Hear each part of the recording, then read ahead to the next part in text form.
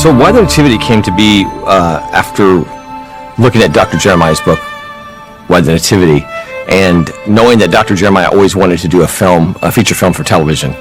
And so we felt that Christmas would be the perfect time to release something like that, something different, something that people would watch, not just one time, but possibly could be a tradition year after year. So we thought Why the Nativity would be that perfect vehicle. So we took the book, and Dr. Jeremiah is the host of this docudrama film, and the words pretty much come out of the book, but we created a larger storyline to encompass more of Christmas than probably what people have seen before. One day I was sitting in my office, and one of our publishers called me. He was a friend of mine. He said, "Hey, we're thinking about doing this book on Christmas, and what we want to do is take the key elements of Christmas and put them into short little chapters.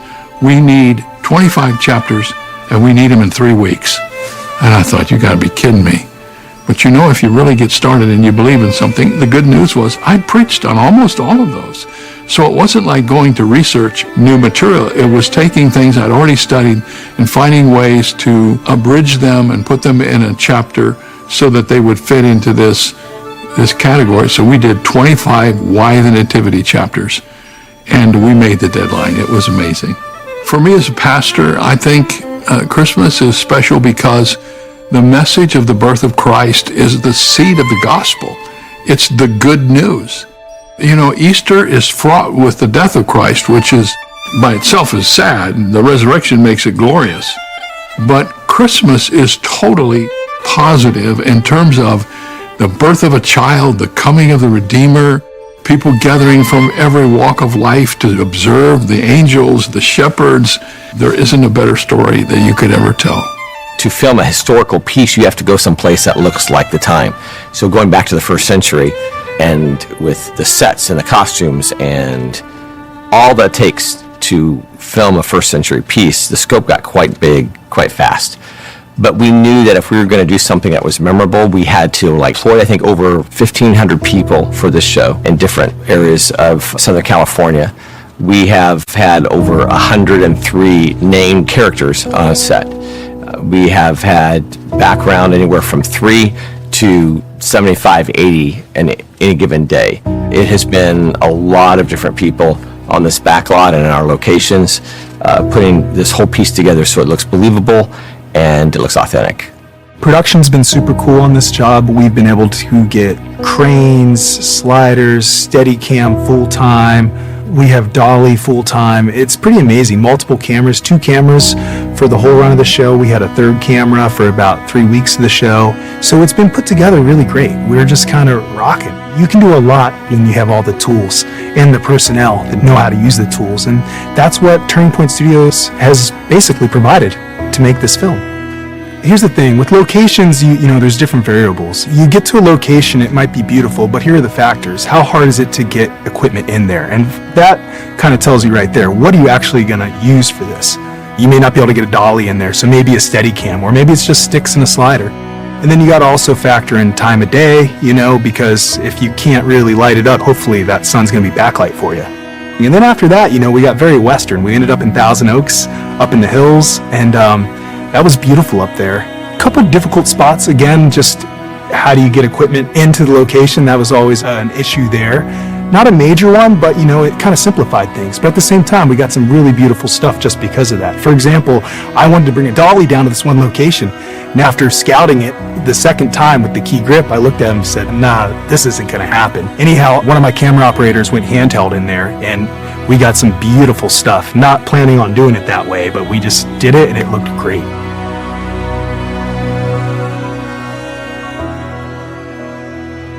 There are many Christmas shows out there.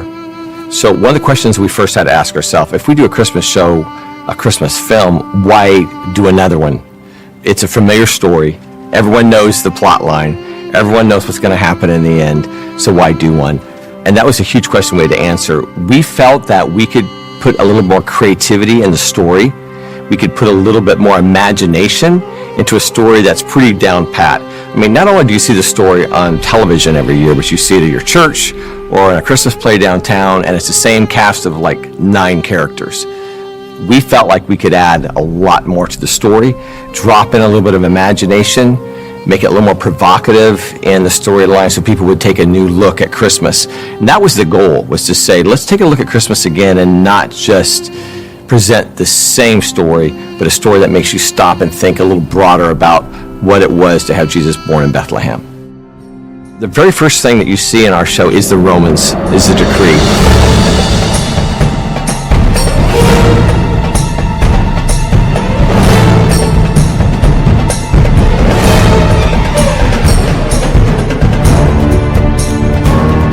And the Romans continually are there throughout the show to show you there's a tension. There's a little bit of our antagonists that show that they're there, they're watching, they're concerned. And it also is a little bit of setting the stage for what will happen 33 years later when Jesus is crucified. It's always a presence in their life. We think that the Romans showed up when Jesus was crucified. They were present in his life from the time he was born to the time he died. They were always around. They were always there, just looming, waiting to take advantage. So I think that is very important for us to show that there is always trouble, there's always unrest, there's always something that we should be concerned about. But when the angel told the shepherds that he would bring peace on earth, he would be the Prince of Peace. So I think that's what we want to do with that tension of the Romans always being around, always watching, and realizing that we are to rise above that.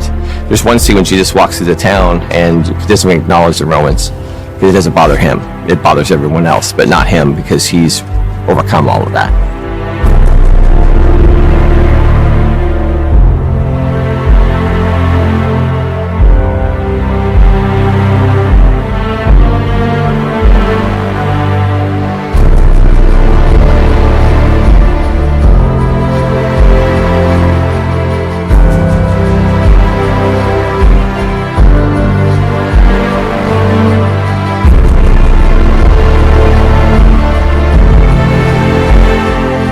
So in creating a creative package to house Mary and Joseph and the shepherds and the kings, we decided to put in characters that, though we don't know them by name, we know that people like these characters would be there.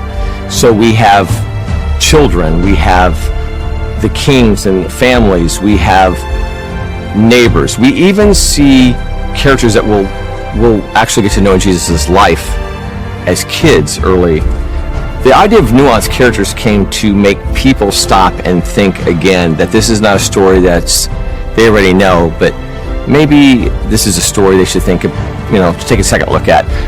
Anytime you have a nuance, that means it's something a little different than what is already planned or stated. And I think a lot of storytelling is adding specific nuances to a story that make you stop and think, I never thought about that. That's possibly the way it went. What would I do in that situation? So our nuanced characters were created to drop in those moments. So you wouldn't just say, oh yeah, Mary and Joseph. Oh yeah, the baby, the shepherds. But to stop and experience Christmas yourself for the first time through the eyes and lives of these nuanced characters. But we also added a lot of nuanced moments that are foreshadowing of what Jesus would have in his life. I can think of a few, like when Mary first comes to Bethlehem, she's sitting at the well waiting for her husband to find a place for them to stay, and as she's sitting there observing the whole town, she notices a blacksmith who's really tough and mean and angry. And in our story, he represents the people who are not welcoming, and he's sitting there in his blacksmith shop working, and what he's doing is making nails, and they're not small nails, they're large nails, and as he's making them, he's tossing them and throwing them to the ground. And he looks up at Mary and she looks back at him, and he throws his last nail, which is the third nail.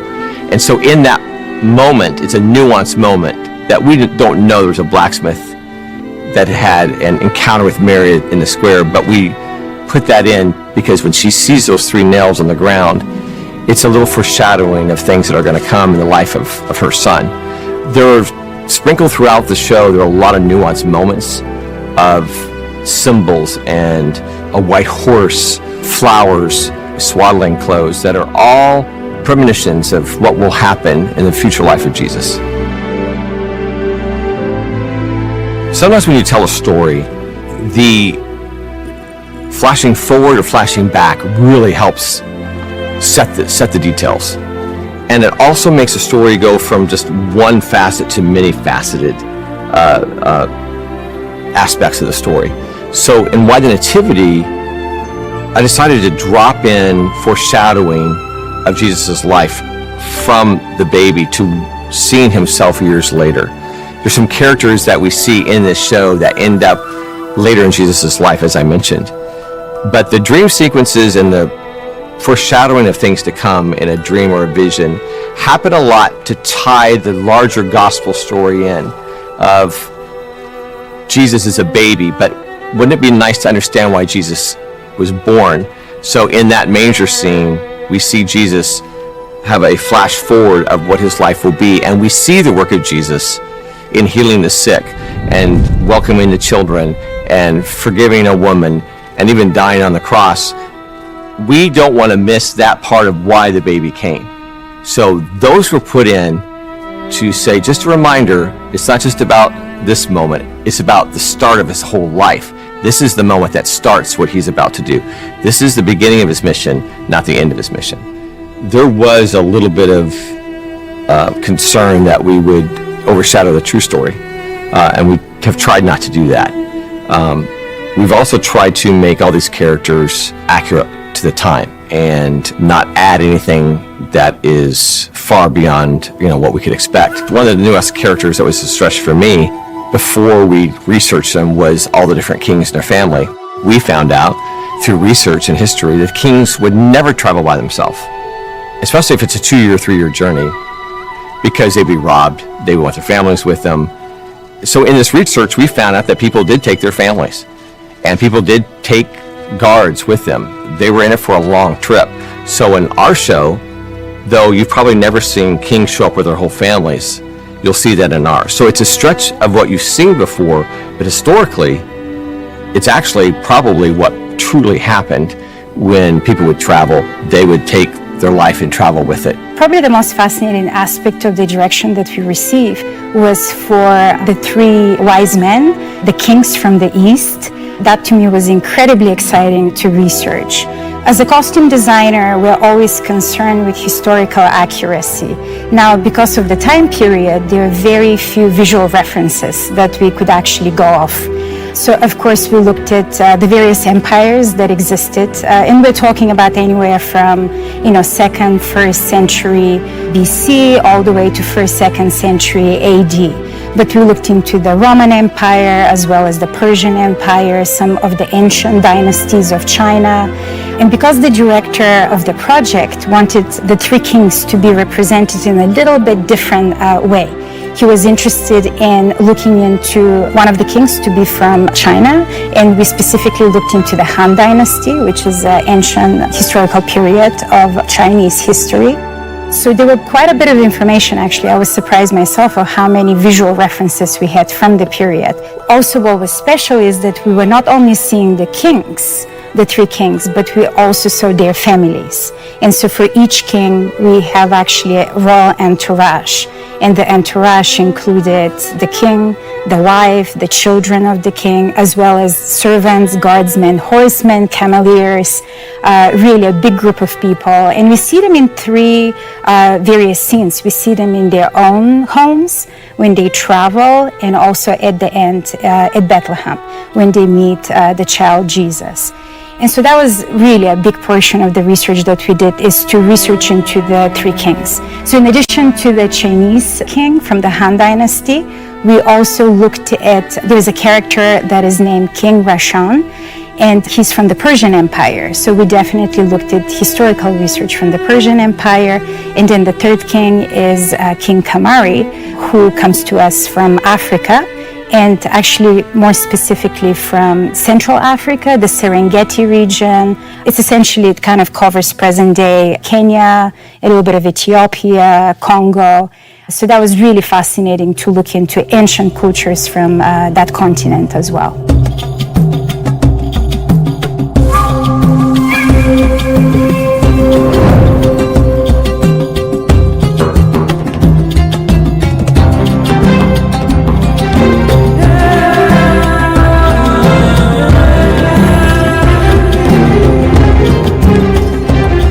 So there's a point in the story where three kings from different geographical locations, from Asia, the Middle East, Africa, we're using instrumentation for each of these groups and their entourage. But when they actually journey to Bethlehem, I've written a theme that is sort of a combination of all three of these locations. So it's kind of a unifying theme, and I've used all the instruments melded them all together into sort of a melting pot. So it's not particularly one thing or the other. Most people in general, when they're watching a film, the music isn't even apparent to them. And that's probably a good thing. It's when the music is too apparent when it's probably not doing its job. It's amazing what music brings to a film when it comes to enhancing emotion. I love writing music to picture. I love the emotion it brings, the subtlety, the interesting way it bends the picture. I was attracted to this project, Why the Nativity, mostly because of the story. It's an epic story. It musically covers every style I can think of, from grandiose to magical to tender. It's a love story between Mary and Joseph, between God and his people. There's so much substance to it, and musically, it's a treat to work on because of that. When it comes to the project Why the Nativity, I think that music is super important, partly because of the docudrama format that it's in. Part of the reason why this project is so attractive to me and why I took it was I really enjoy being involved on a spiritual level as well as a musical level with the project. So my daily work is a little bit like church. It's a little sort of my way of connecting emotionally with my Creator, and those themes need to be emotional. They need to have impact. They need to be strong enough to be developed throughout the show, to give the characters a sense of who they are, to give a sense of place to where we are, to give importance that it deserves, because the story deserves importance.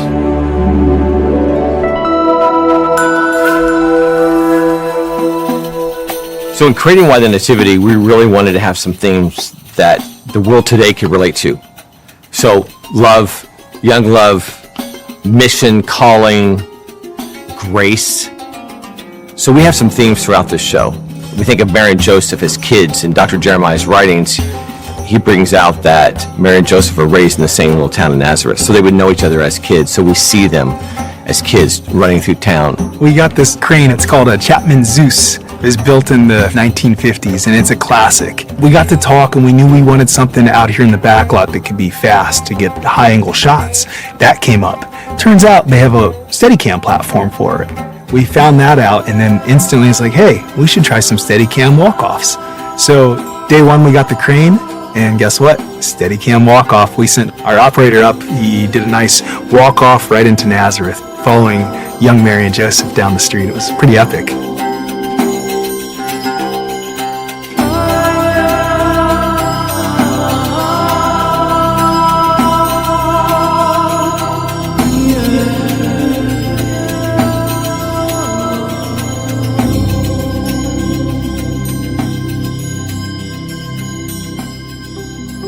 To be able to be here and portraying somebody who's not really talked about a lot, and so like even in the Bible, like he's in a couple of verses, right?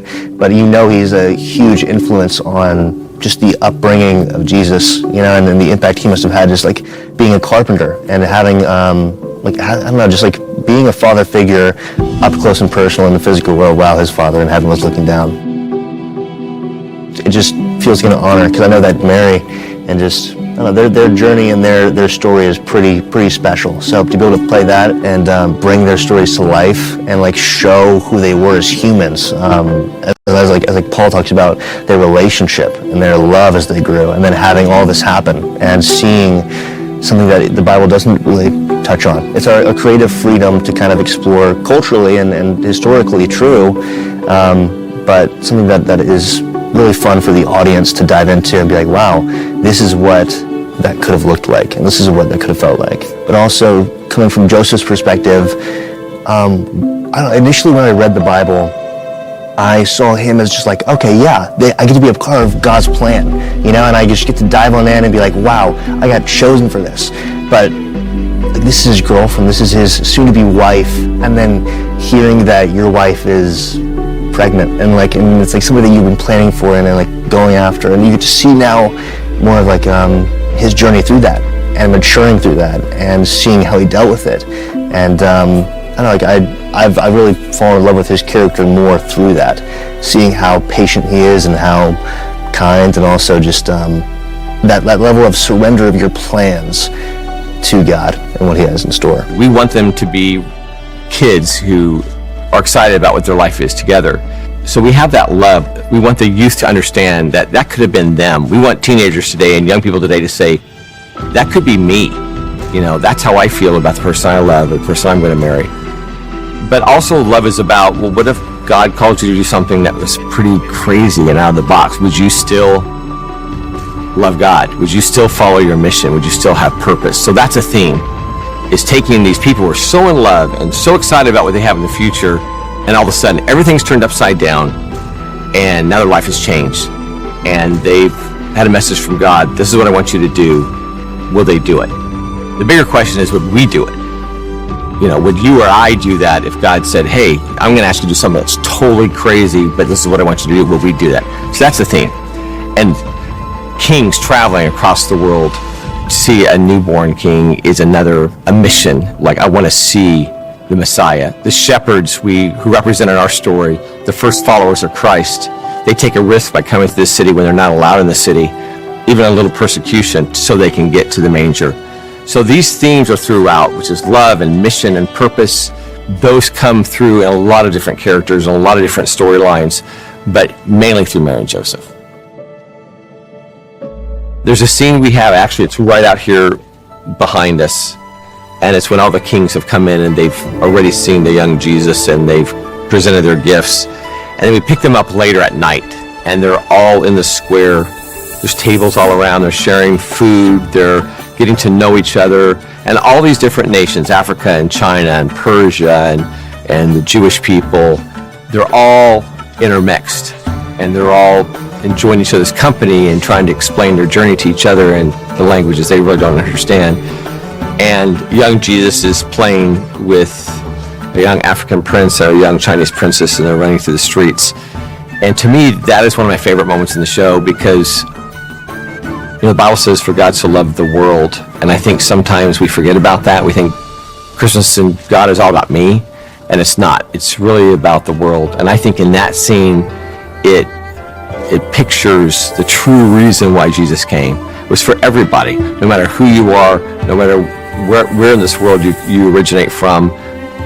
God, Jesus came for you, and it is something that's a gift for you. And I love that moment in the show. I've never seen that in any Christmas show before, where we actually pull in the international world in one big picture and really set that stage for John 3:16. We shot a shot, it was a Steadicam shot in Riff Raff Row. And again, it was a oneer. Basically, we followed Joseph in all through Riff Raff Row, and Paul had him do this beautiful choreography where he spins around and our camera just captures it just right. It was just a big oneer. It was probably my favorite shot. This was a scene where Joseph, he left Mary at a well. He was looking for lodging for him and Mary, because Mary's getting ready to give birth. So Joseph's exploring Bethlehem, and he ends up in Riff Raff Row, which is kind of the shady part of town here. He kind of enters, he loops around, and kind of exits at the same time. But it was probably like a 20-second take, and we just followed him with a Steadicam, and it was just beautiful. Logan, our actor who played Joseph, did a beautiful job with it, and Jeff Ball, our camera operator on that, he just nailed the shot. So it was quite amazing. I like to use Steadicam when people are in travel, and sometimes I just like to hang out behind them or on the side of them. We've kind of shot it all over, but I mean, There's always tools to use. Sometimes, like if scenes are a little more exciting, we go handheld to add a little more motion to it. If it's just like something beautiful and peaceful, we might just lock it off or just slow push-ins just to add that little bit of emotion. Some of my favorite shots, though, are when you can line up a shot and get, if you can get your wide, land in a medium, pull back out, and then even push in again. As many frame sizes you can get in one shot, I think that's true cinema, and that's part of the art if you can line those up just right. We shot a large scene in Bethlehem, and I used some tight lenses, but I used a lot of wide lenses too. And that might have been our biggest scene, seeing most of the world in our Bethlehem. We made a decision to use telephoto lenses to compress the world and make it seem larger. Also, the set was made to film so many different ways. It looks beautiful low looking up, and vice versa, high looking down. One scene that sticks out to me, it's in Mary's bedroom when Gabriel visits her for the first time. We set up a dolly in there, and again, it was a close-up on some flowers, cruise across to a medium shot, keep pulling, push in, and we had a slider on the dolly, and then slid in for a close-up on the ends that gave us that third axis. Again, that was a beautiful scene. And the lighting, it was beautiful.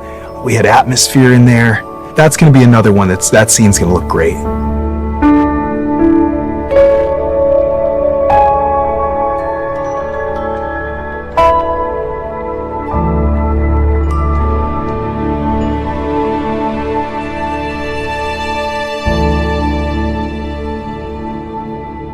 Working with Dwight Campbell has been a real pleasure. He comes from the old school. He's been around a long time, has a great career. It's been an honor to work with him. He's made my life very simple. I was talking the other day and I was complimenting how he's, instead of, sometimes we point the camera and that's what's being lit. Dwight understands that we're probably going to look a lot more when we go in for coverage, look all over the place, and he knows that, so he pre-lights basically almost everything. So you can turn around and you're going to be lit at least 180 degrees, if not 270 degrees. And I think that's pretty impressive, I mean, I remember right in the beginning of the shoot, I was like, hey, Dwight, you think we could do this? And he looked at me, he's like, just frame up. And I appreciate that. And that's why I was like, all right, I know how we're going to roll here. Cool. But that gives me the ability to just work with Paul one-on-one, get the coverage for Paul that we need to get, and trusting Dwight to, set the lamps and light it and get us to the exposures we need to be. But he's been super cool. He's been a pleasure. I've learned a lot from him. When I can shoot stuff and he looks at me and says, hey man, that looked pretty good, that makes me feel good. Again, the guy, he lit the abyss. He's done a lot more than that, So I respect that. I came from an age where you respect your elders, you respect, I worked for a lot of older gaffers that I respect. Those guys are knowledgeable. I'm kind of come from a new age too. We're all LED dim and stuff. Dwight's, I like his style. He keeps it real with his Fresnels. He's old school. He likes stuff that can send it. He lights just right. He doesn't overlight it. He keeps it a little dim, keeps it right where we need to be. I think that's a lot of our look is due to Dwight. And then also Kevin Guild, on the grip side, bringing his team in to, camera support as far as just, backing Dwight with, cutting lights and shaping it. Paul's been amazing. Back in our pre-pro, we would sit there. I'd sit in his office for hours, 3 hours at a time, once to twice a week, just going, talking about script, talking about just whatever, primarily the film, but we go on tangents about different things. And he is so creative and such a kind person.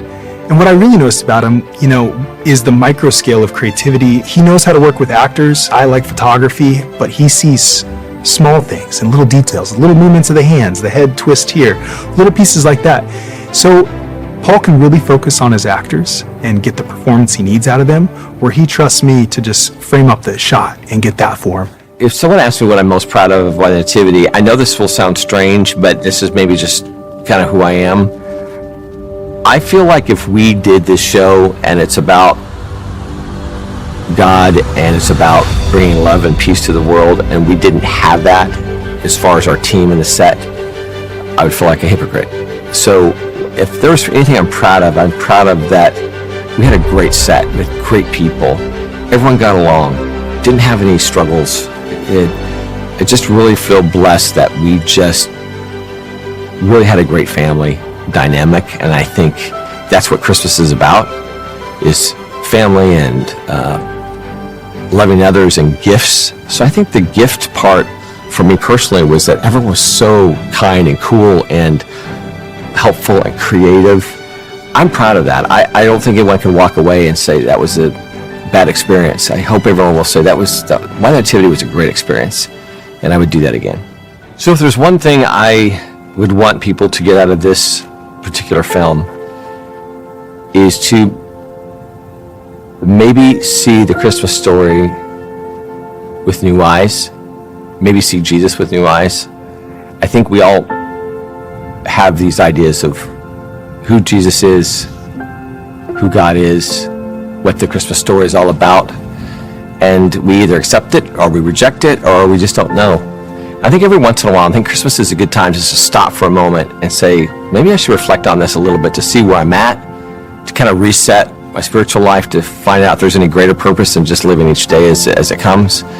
And I pray that when people watch Why the Nativity, it will be a little thought-provoking, and they would give, whether you're a believer or non-believer, you'll give Jesus a second chance, a second thought, and maybe just enjoy the experience as you've never before and say, you know, I will take a moment and see something with fresh eyes. And maybe that will change me. Maybe that will change others. But that's what I would really hope people would get from Why the Nativity.